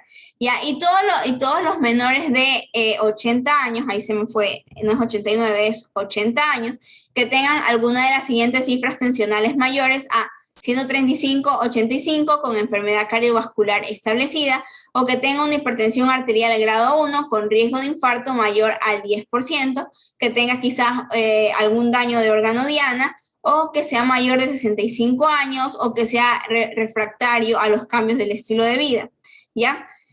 Bueno, aquí en la AHA me faltó decir que, y es importante mencionar, mayor a 130/80 cuando es refractario al estilo de vida también. O sea, uno le da chance de 3 a 6 meses, que si no logra de 3 a 6 meses lograr las metas, pues se va de manejo farmacológico. Ya, y bueno, el Ministerio de Salud Pública, ya, el Ministerio de Salud Pública, pues, ¿qué es lo que nos dice? Ya, bueno, dice que la mayoría de los pacientes requerirán terapia con medicamentos, además de las prácticas del estilo de vida, para lograr un control óptimo de su tensión arterial. La monoterapia inicial sí es exitosa en muchos de los pacientes con hipertensión primaria leve. Sin embargo, es poco probable que la terapia con un solo fármaco alcance la presión arterial deseada en pacientes cuya presión arterial esté a más de 20 o 10 milímetros de mercurio por encima de la meta. Y solamente se debe considerar la posibilidad de monoterapia en hipertensión grado 1 de bajo riesgo, o en pacientes muy viejos que sean mayores a 80 años o que sean frágiles. En el resto de pacientes, que sean refractarios a los cambios de hábitos, se deberá comenzar con terapia dual, ¿ya? Y bueno, como podemos ver, son una gran cantidad estas indicaciones, pero digamos que uno podría agruparlas en las siguientes, ¿ok? Y sea cual sea la guía de los que nos estemos basando, si tenemos un paciente hipertenso grado 2 para esa guía, o sea, que en esa guía mi paciente sea grado 2, hay que iniciar el paciente farmacológico, ¿ok?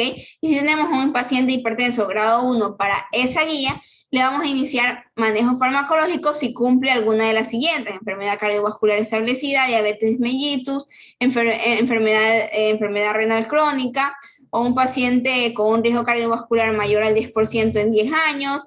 Y bueno, si no cumple nada de esto, se le hace el manejo únicamente con el estilo de vida, y si es refractario al estilo de vida, empezamos el tratamiento farmacológico. Listo. Aquí tenemos un resumen de lo que nos dice la AJA, que es básicamente lo que les mencionábamos. Estadio 2, iniciar tratamiento farmacológico sí o sí. Estadio 1 depende del riesgo cardiovascular y de si tiene o no alguna enfermedad cardiovascular establecida, etc. Y conforme a eso, pues, se le inicia el tratamiento farmacológico. Este es un algoritmo de la guía europea, que más o menos es el resumen de lo que ya hemos hablado también. Grado 2, a todos se les hace manejo, grado 1, dependiendo de las condiciones del paciente. Ahora, para hablar entonces del manejo farmacológico, la manera de empezar sería, pues, mencionar qué fármacos son los que hay y las condiciones que tiene cada uno de estos fármacos, que son las que tenemos que tener en cuenta. Los medicamentos de manejo antihipertensivo los podemos partir en los que son de primera línea y los que son de segunda línea. En la primera línea tenemos los bloqueantes del eje renina-angiotensina-aldosterona, es decir, IECA y ARA2, también los calcioantagonistas dihidropiridínicos y los diuréticos tiacídicos. Y de segunda línea tenemos por su parte a los beta bloqueadores, los alfa-1 agonistas, los alfa-2 agonistas centrales, los inhibidores del receptor mineralocorticoide como la espironolactona, los vasodilatadores directos como la hidralacina y el minoxidil, y algunos dicen que los inhibidores de la renina como el aliskiren, pero bueno, eso ya hemos venido viendo en farmacología, que cada vez está más claro que realmente no tiene utilidad este aliskiren en paciente con hipertensión arterial. Ahora, la pregunta es, ¿cuál de todos estos escojo? De la primera línea son 4, ¿cuál escojo? Si necesito ser el de la segunda línea, ¿cuál escojo? Lo que se ha visto y lo que se han demostrado los estudios es que realmente comparando cabeza a cabeza cada uno de los medicamentos, no importa cuál es el medicamento que yo dé, el beneficio cardiovascular va a estar dado por cuánto yo logro bajar la presión arterial de mi paciente. O sea, como da igual lo que yo dé, lo que me importa es hipotensarlo. Voy a determinar cuál manejo voy a utilizar según la condición y las comorbilidades de nuestro paciente, porque hay ciertos medicamentos que tienen un mejor perfil en ciertos grupos de pacientes, como por ejemplo hipertensión arterial y diabetes, es mejor ponerle un IECA y un ARA2 que una hidroclorotiazida, por ejemplo. Ya también, bueno, en personas de raza negra y en los ancianos, por norma general, uno no debe intentar ponerles diuréticos o calcioantagonistas, ¿ya? Y el IECA y el ARA2 no tiene ninguna evidencia en ninguno de estos dos grupos de pacientes. Bueno, lo de la superioridad que mencionábamos, aquí tenemos un estudio que es quizás el metaanálisis más grande que hay al respecto, es que decíamos que no se ha visto una superioridad como tal de ninguno, que todo va a depender de las comorbilidades y de las enfermedades con las que nos llegue nuestro paciente. Ya, entonces, bueno, vamos a empezar con los IECA. Está aquí, no estamos en clase de farmacología, sino de medicina interna, así que esta parte de farmacología la vamos a pasar un poco rápido, vamos a verla superficialmente. Tenemos los IECA. Bueno, son todos los terminados en il, enalapril, captopril, lisinopril. Lo que van a hacer es inhibir la ECA, o sea, la enzima convertidora de angiotensina, efectos adversos, tos, angioedema, hipercalemia. Va a estar contraindicado en el embarazo, en el angioedema y en la estenosis renal bilateral. Tanto el IECA como los ARA2, todos los inhibidores de la ECA van a estar súper contraindicados en embarazadas, ¿ya? El ARA2 inhibe el receptor de la angiotensina 2, se lo va a dar en personas que sean intolerantes a los IECA y las contraindicaciones van a ser similares a lo de los inhibidores de la enzima convertidora de angiotensina. Ya, en los calcioantagonistas tenemos más que todos los dihidropiridínicos, que son selectivos vasculares. Estos aquí van a bloquear los canales de calcio y, bueno, efectos adversos, taquicardia refleja, edema malveolar, etc. ¿Ya? En cuanto a las tiacidas, los diuréticos tiacídicos, lo que hacen es inhibir el canal sodio-cloro en el túbulo contorneado distal.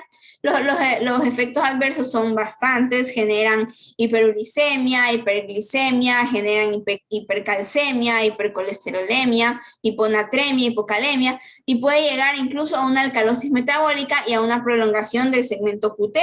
Y va a estar contraindicado en pacientes con gota, precisamente por eso, porque generan crisis tremendas por esa hiperuricemia. Y también hay que tener cuidado en el paciente que tenga riesgo de hipercalcemia, en el paciente que tenga riesgo también de hipocalemia o de hiponatremia, o en el paciente diabético, precisamente por esa hiperglicemia.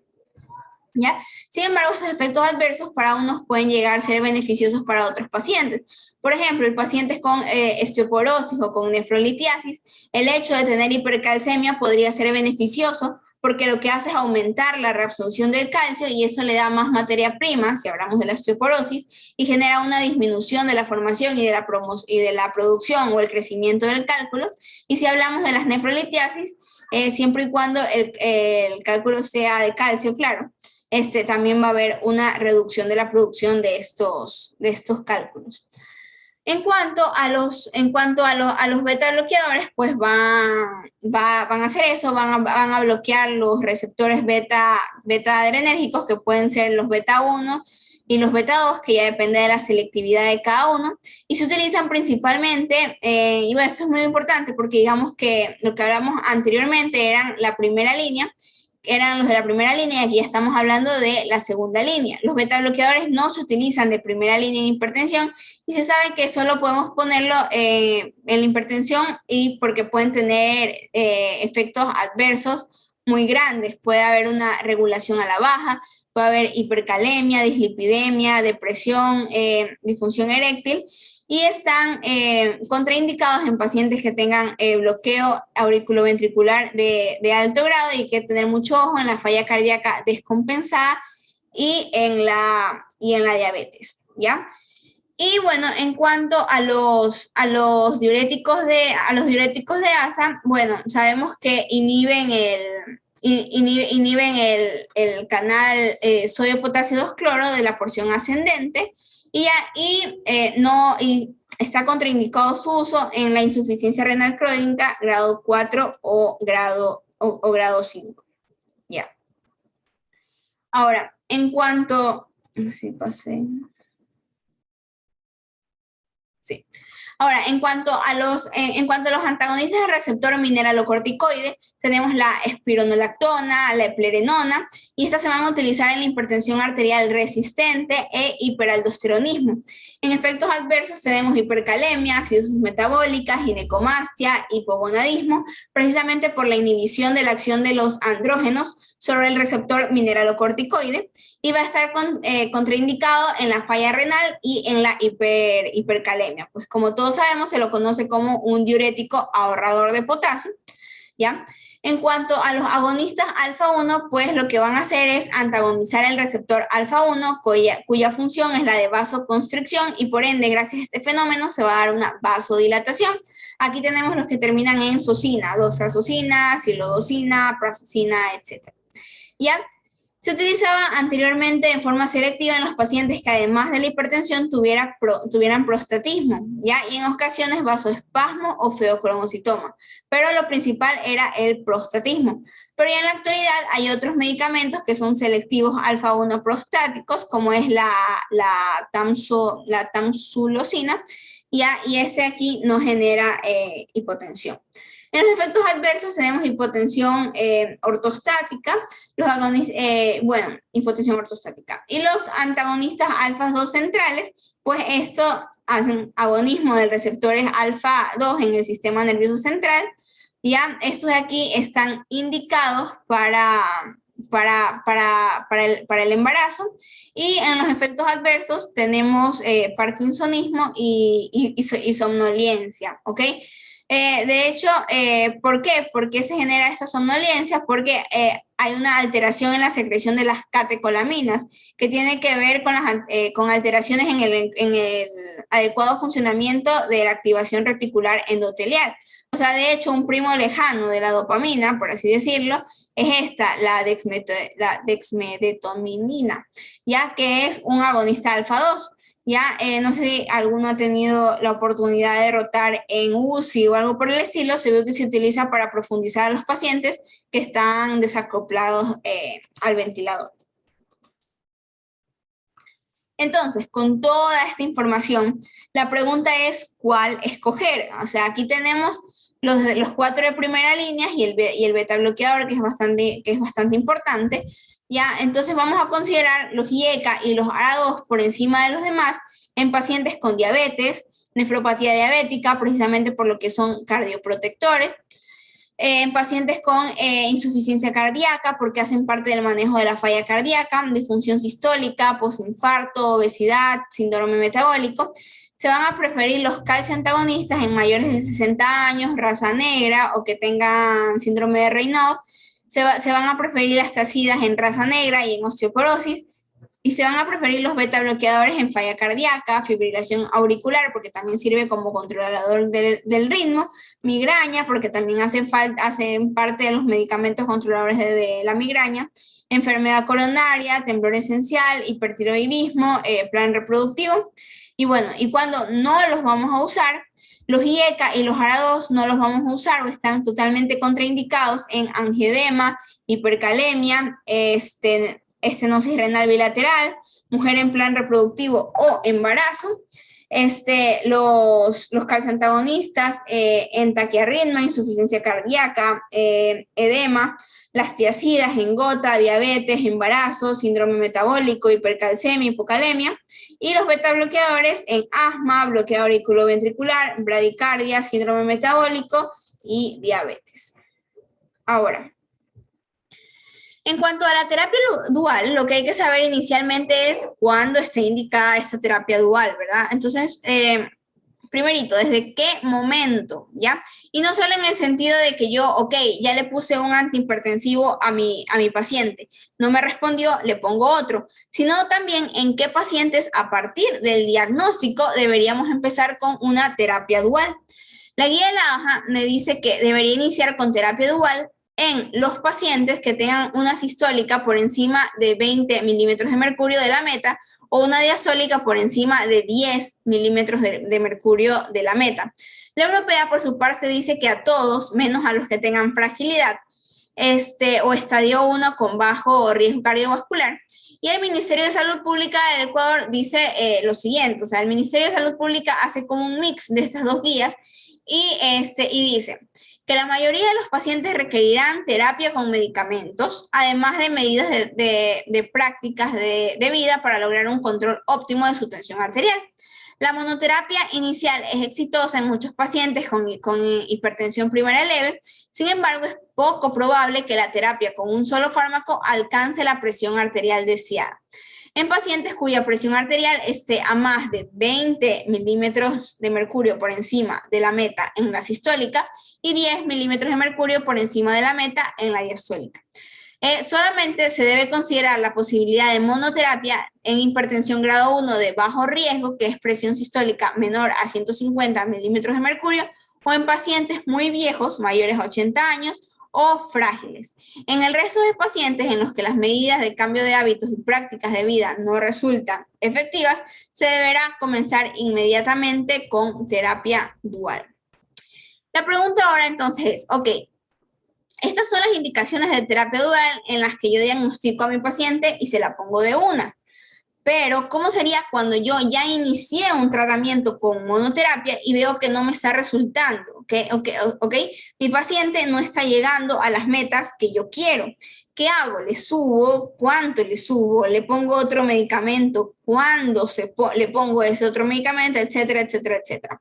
Ya, y lo que se ha visto en la evidencia es que primero uno debe verificar la adherencia y determinar si el paciente es no respondedor o si el paciente es respondedor parcial. ¿A qué me refiero con esto?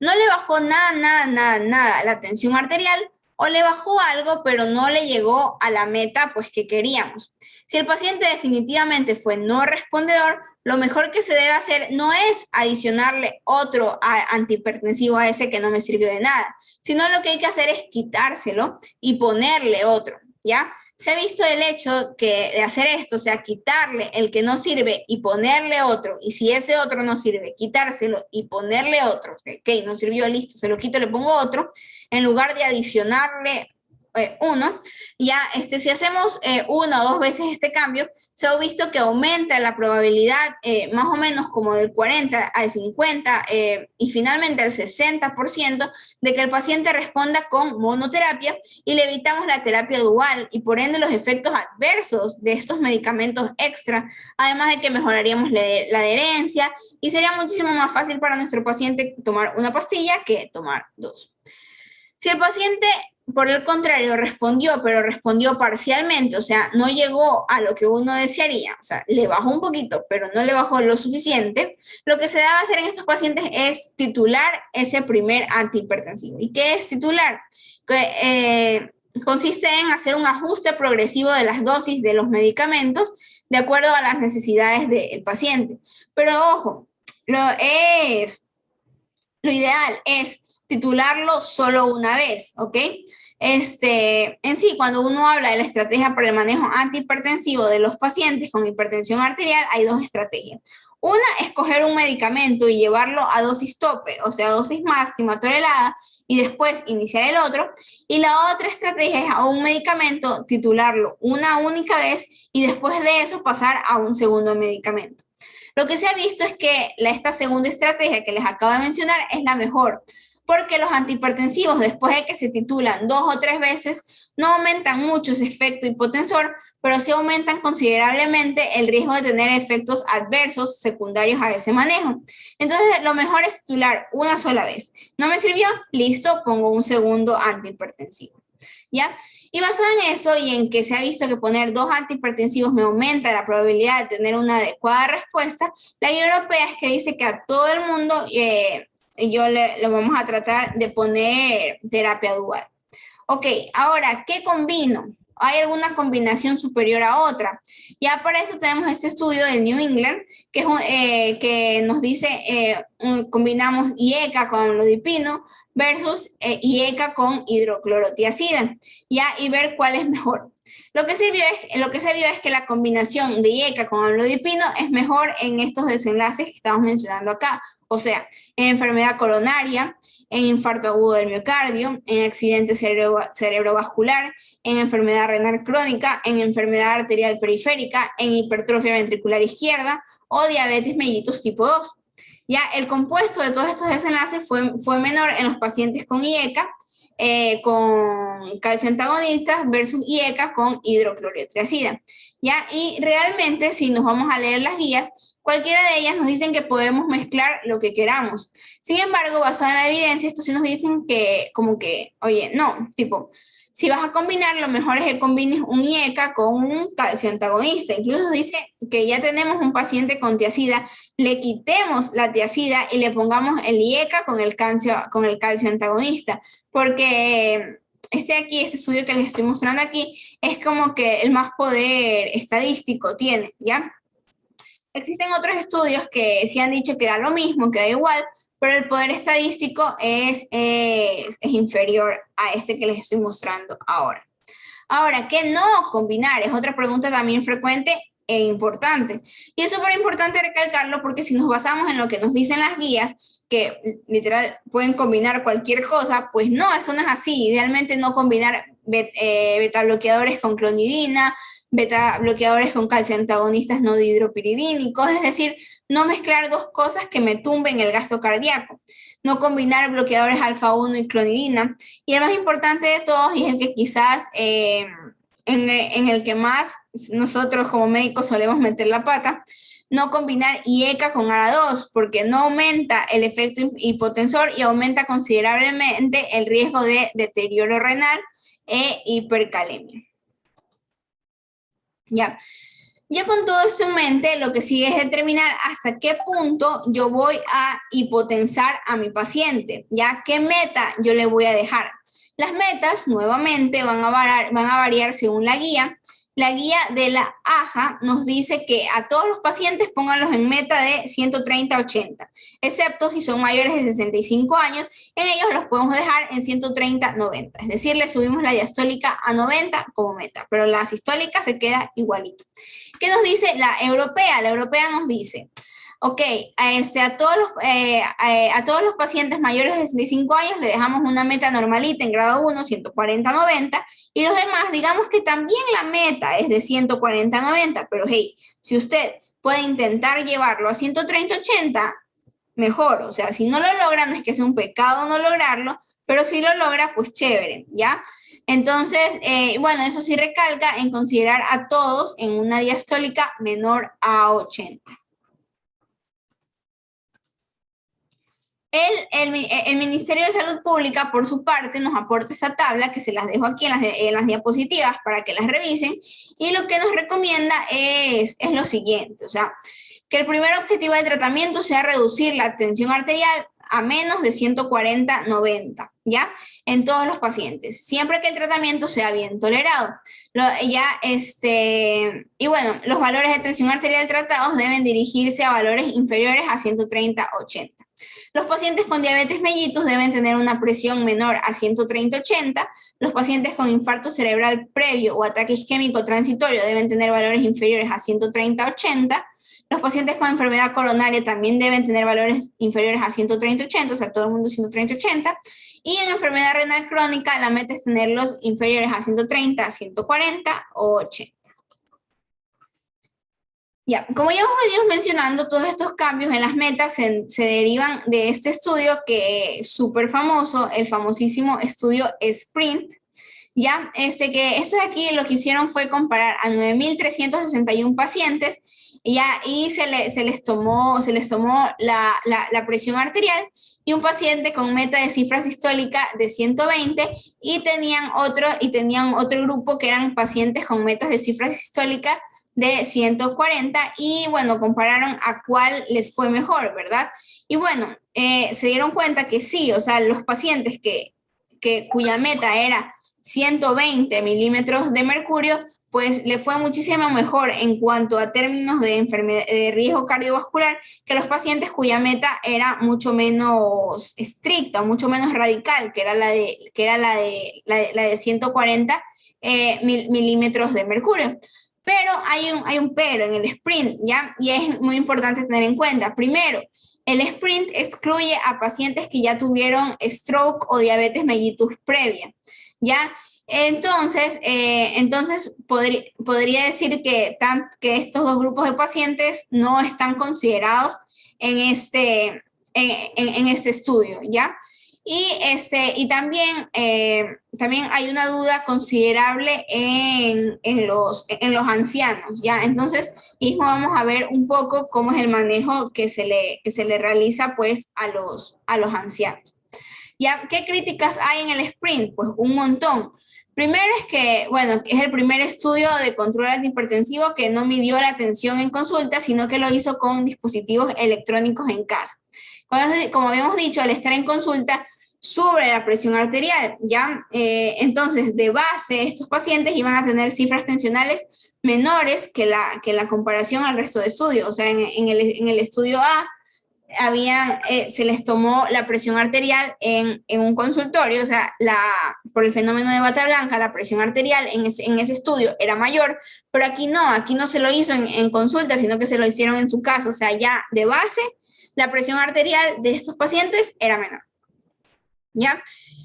Entonces, y obviamente a este paciente le iría peor, porque obviamente la presión arterial ya comienza con una presión arterial pues superior. ¿Qué otra crítica hay? Lo que mencionábamos, que no incluyó a los pacientes con ACV ni a diabéticos, y lo otro es que se ha debatido si es realmente efectivo para ancianos. ¿Por qué? Porque ellos los cogieron a todos los ancianos y los partieron en fit, no fit, en frágil, no frágil, etc. Pero el problema es que las escalas que utilizaron para determinar si era frágil o no frágil fueron mal aplicadas más que mal aplicadas, no utilizaron los valores, no utilizaron los mismos valores que utilizaron en los otros estudios con los que se están comparando. Ahora, ya, por eso es importante hablar de quiénes, de los ancianos. Saber realmente qué tanto le puedo tumbar yo la presión arterial a un paciente anciano. Para eso lo primero que hay que saber es que los pacientes ancianos tienen una mayor tendencia a presentar una variante de hipertensión que se conoce como hipertensión arterial sistólica aislada. Es decir, que tiene la sistólica en rango hipertensivo para la AJA de 130, para Europa, Ecuador, Inglaterra y demás 140, pero la diastólica nunca está en rango hipertensivo, es decir, siempre está menor a 80 para la AJA y menor a 90 para todos los demás.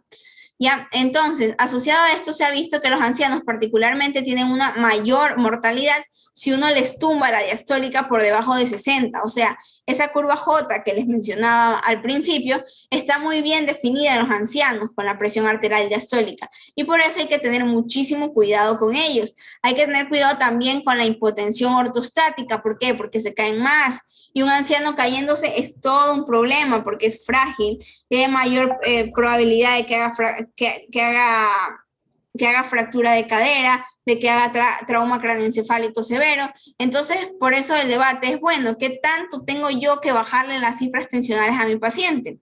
¿Ya? En cuanto a metas, digamos que los estudios más allá del sprint, los otros que han habido, parece evidenciar que el control estricto, o por lo menos el de las cifras tensionales sistólicas, es en 130, parece mejor que el de las cifras tensionales sistólicas en 140. Pero la pregunta es si el paciente frágil se beneficia o no. Al paciente frágil sería mejor o no sería mejor hipotensarlo, ¿ya? Para ponerlo en riesgo en esa curva J, etcétera. O sea, ¿qué tan beneficioso sería? Bueno, en este metaanálisis, aquí lo que comparó fueron precisamente esto. Ya, bueno, aquí hubo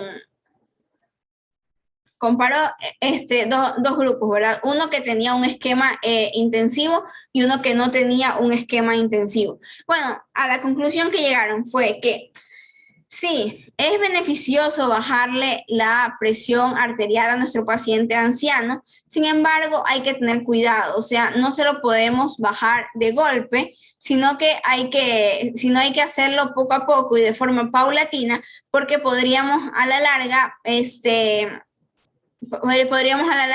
causarles algún efecto cardiovascular de la curva J que les mencionaba, que si le bajo mucho y si le bajo de golpe, podría dañar la salud de nuestro paciente. Bueno, aquí tenemos una tabla que en realidad es como un resumen. Aquí se las dejo para que la chequen después. Esta aquí es de la AJA y esta de aquí es de la europea, pero es básicamente lo que les he dicho, ¿ya? Bueno, teniendo en claro este manejo farmacológico, bueno, vamos a hablar de dos cosas que yo creo que vale la pena mencionar. Primero, el tema de la hipertensión resistente. Esperen un segundo, es que parece que ya se me está acabando el tiempo. Sí, ya, bueno, entonces esta parte la vamos a hacer rapidita, ya. Un ratito, ya, sí, bueno. Entonces la hipertensión resistente, que esta aquí la vamos a dividir en aparente cuando está confirmada, en pseudo, en esta aquí cuando en el mapa no evidencia ninguna otra etiología, la verdadera cuando tenemos tres medicamentos, no, perdón, la aparente cuando no está confirmada, la pseudo cuando en el mapa no se evidencia resistencia a los medicamentos o hay alguna otra etiología como mala adherencia o medicamentos, verdadera cuando la definición es cuando ya tenemos 3 medicamentos a dosis tope o máxima tolerada, de los cuales uno es un diurético, o ya tenemos control con 4 antihipertensivos, y la refractaria es cuando ya tenemos 5 medicamentos, incluyendo un diurético tiacídico y un ahorrador de potasio. ¿Ya? Cosas importantes mencionar, la prevalencia que tenemos de un 8,9%, hay múltiples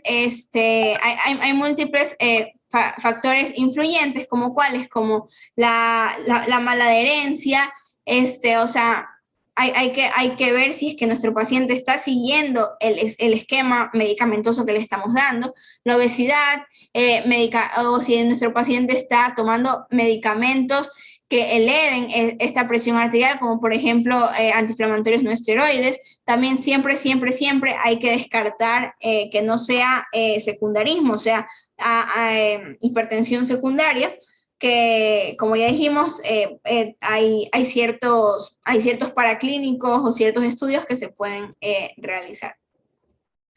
Listo. Ya, en cuanto a la resistente, el manejo, vamos a tener primera línea, segunda línea y experimental. Primera línea, que es la que se va a dar en hipertensión resistente, espironolactona, no más de 50 miligramos al día. La segunda línea, cuando no me sirve la de primera línea, todos los demás antihipertensivos.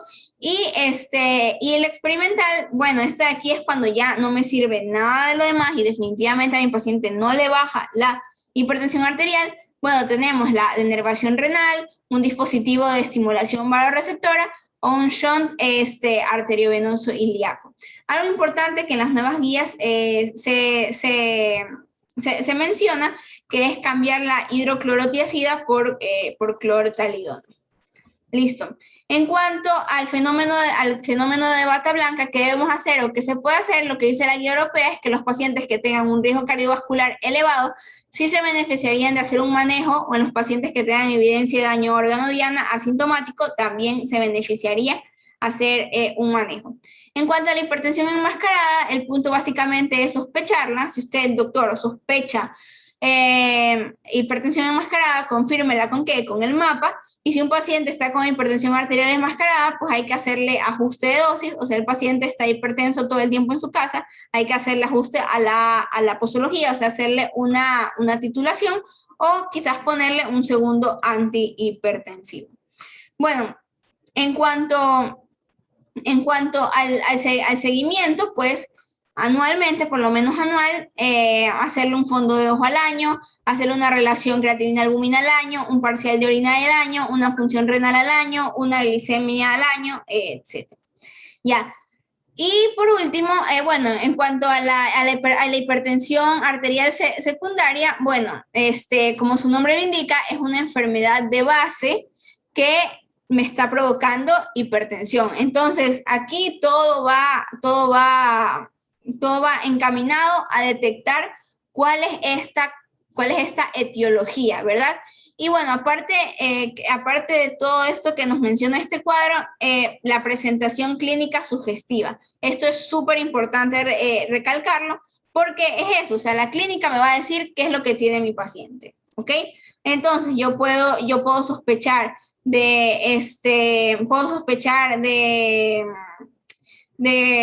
una patología renovascular, de hiperaldosteronismo primario, puedo sospechar de apnea obstructiva del sueño.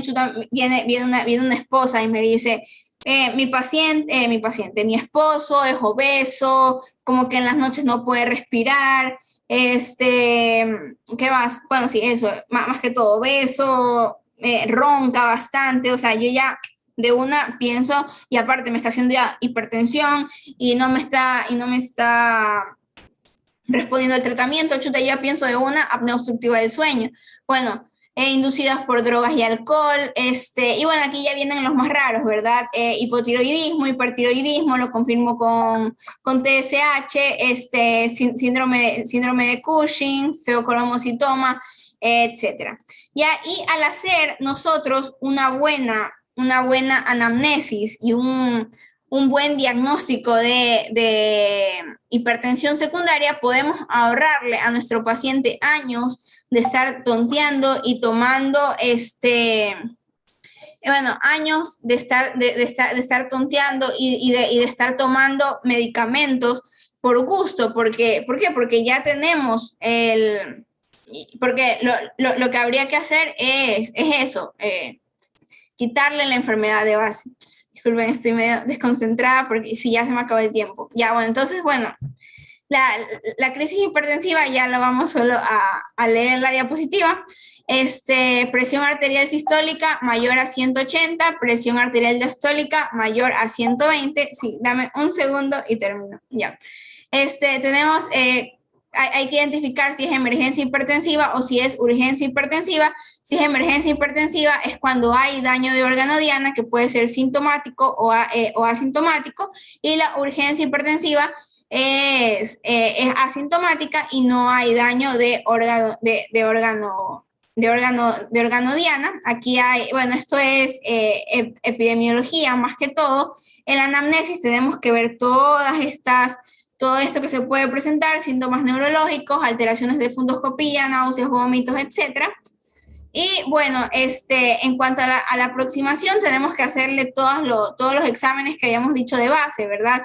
EKG, fundoscopía, creatinina, etcétera, y luego, después de ya tener una sospecha, pues bueno, se les hace todas las otras acá, ¿verdad? Los test específicos. Ya en cuanto al manejo, emergencia hipertensiva, disminuir en un 20% en una hora, del 15 al 20% adicional en 23 horas, medicamentos intravenosos, y en urgencia hipertensiva disminuir ese 20%, pero en 24 a 48 horas, y los medicamentos van a ser por vía oral. Aquí tenemos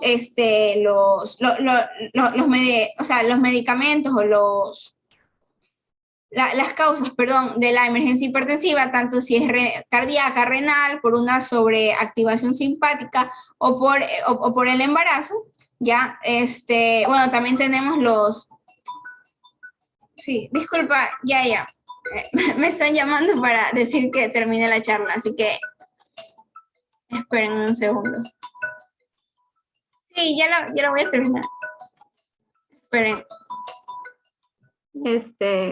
María Belén, gracias por la ponencia. En realidad estuvo llena de una información muy importante. Sí, sabemos que el tema es muy extenso, entonces pues sé que te faltó tal vez muchas cosas por hablar, pero hasta el momento estuvo súper bien. Te agradecemos por tu participación, una excelente ponencia, y les invito a los participantes a seguir asistiendo a este primer congreso sobre actualizaciones de medicina interna. Muchas gracias con todos los participantes y reitero mis agradecimientos contigo, María Belén. Sí, listo, muchísimas gracias. Ahí están mis redes para que sigan, y las diapositivas las descargan ahí en ese perfil de UDOX. Y sí, o sea, ya habíamos terminado, solo con revisar las diapositivas y ya eso es todo. Y listo. Muchísimas gracias. Gracias a todos.